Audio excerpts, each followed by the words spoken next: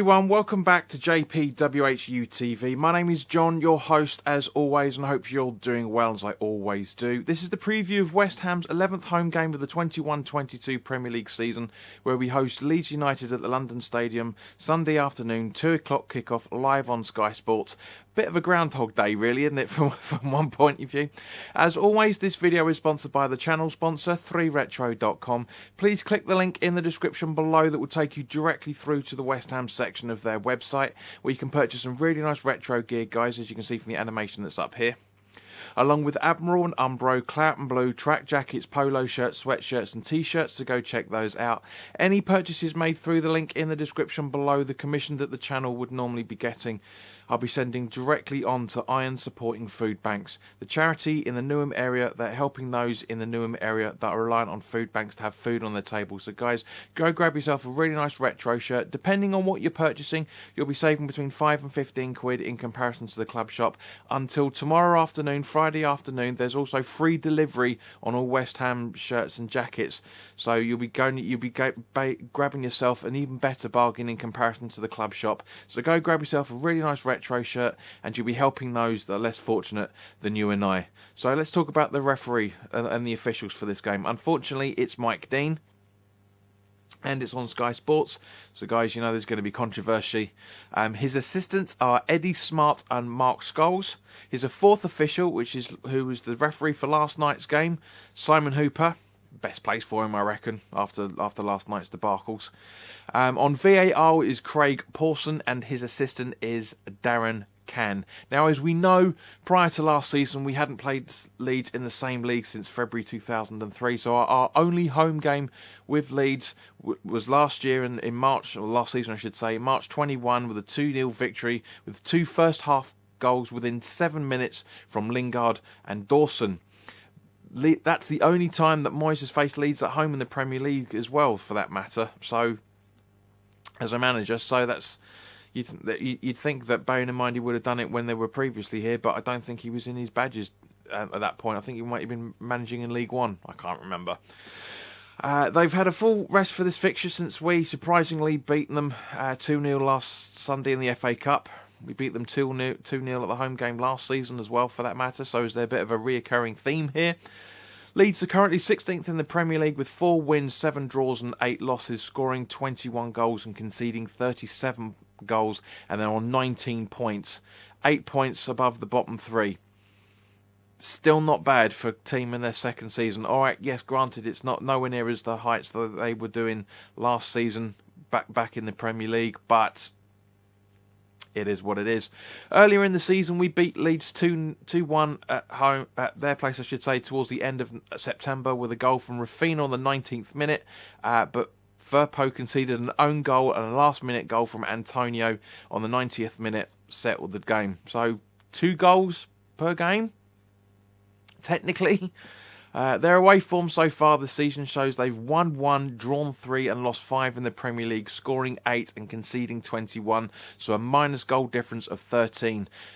This will be no surprise to show that their average points per game is 0.67. They've scored 0.89 goals per game on average and conceding 2.33 goals per game, with a match goals average of 3.22 on average, as I said.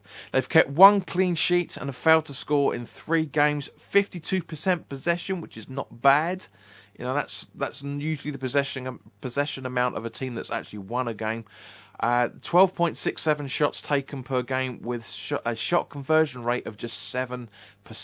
They've committed 13.11 fouls and conceded 10.89.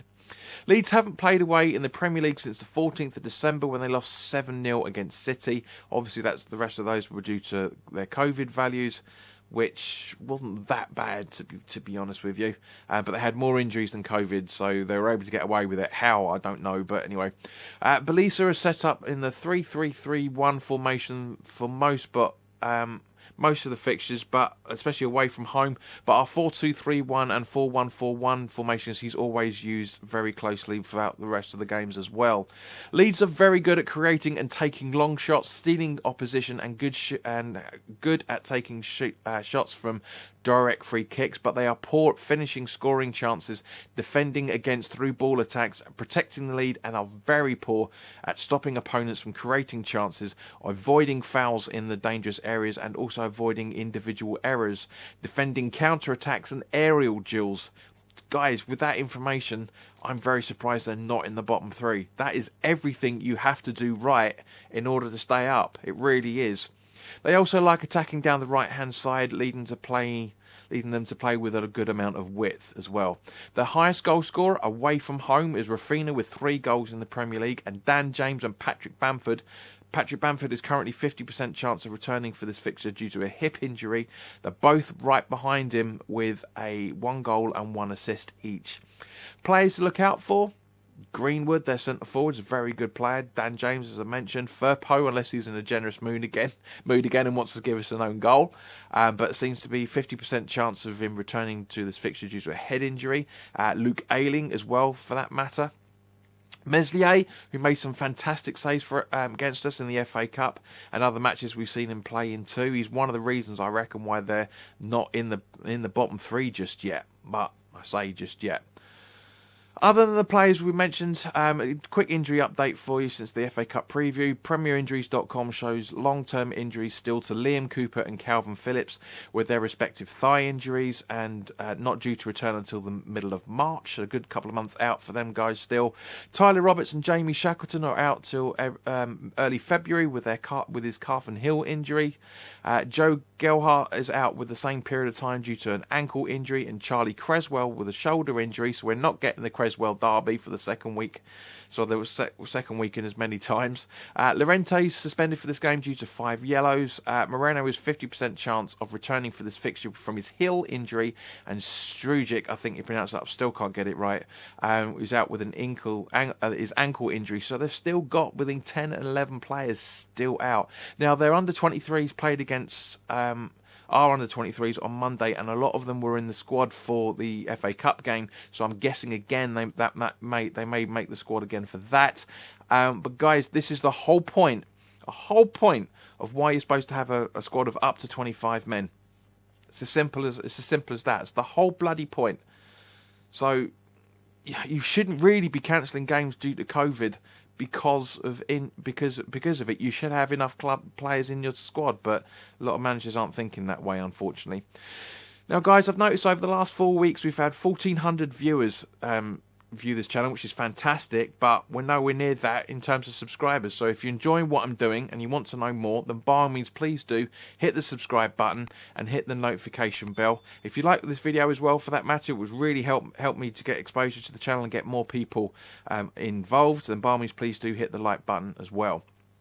Now, turning to West Ham, it was great to keep another clean sheet last night against Norwich, 3rd in as many games now. Good to see Moyes was echoing a lot of what I said in the full-time thoughts video. If you haven't already watched that, go check out the card up here. Yeah, apparently one idiot told me that I was watching a completely different... Well, he didn't know what game he was watching. I was watching in comparison to him. Didn't give any justified reasons in the comment, but it's great to see that David Moyes was pretty much saying the same sort of thing that I was, that we were playing well, but we just didn't have that final ball for a lot of places, you know. I know what I'm talking about. PremierInjuries.com shows Noble is out with a knee injury. Fredericks is out with an undisclosed condition, maybe COVID, and Souček is out with COVID, as we know from last night. All 3 are currently being assessed, so it'd be interesting to see what happens there. Great to see Creswell and Fornals back last night. You'd never know Creswell was out with an injury the way he was playing last night. Really, really smashed it. Other than that, Zuma's still on course for his Man United return, and of course Ogbonna's out to the end of the season at the very earliest, I'm guessing. Now, this, of course, puts us round to the starting 11. So, guys, this is what I class as the midfield argument. Personally, I'd like to see Ben Johnson at left back, keep Creswell rested fully for the Man United game next weekend. But what I'm saying about the midfield argument is the fact we've now got like Lanzini, Fornals, Bowen, Vlasic. You know, where do we put everybody? Where do we put everyone? Fortunately, with Souček out probably for this game as well, there's a very good chance that Lanzini is going to be deep as he was last night. But as a result, this is the starting 11. what I want to see on Sunday, which is basically exactly the same as what Moyes put out last night. Fabianski in goal, with a back four of Soufal, Dawson, Diop and Johnson. Lanzini and Rice in the defensive midfield positions, with Bowen, Fornals and Vlasic in midfield, supporting Antonio up front. So thank you very much for your time. As always, put your comments in the comments section below. At the end of the day, guys, if we win this game, please, no commentators curse on this, but if we win this game, we will be 4 points above Arsenal before they take on Spurs after us on Sunday evening, and they'll have another game in hand on top of that. So the fight for fourth is still very, very much on. But as I say, guys, put your thoughts in the comments section below. Really want to know what you're thinking. And of course, we'll have the full-time thoughts on Sunday evening as well, as I said in the preview, in the reaction video last night. There's also going to be a video up about the goalkeeper situation coming out soon as well, because it makes absolutely no fucking sense. It really makes no sense. One of it does, but the other two parts of it doesn't. So guys, thank you very, very much for your time. If you're new around here, as I say, please do subscribe and go check us out. We're all over on social media. All the links in the description: Facebook, YouTube, obviously YouTube, Twitter, Instagram. If you want to become a patron and support the channel, there's links in the description as well. For the maximum price of £3.50 a month, it's half a Burger King meal, guys. Seriously. So in the meantime, look after yourselves. Have a fantastic rest of the week, and I'll see you on Sunday evening. All the best now. Take care.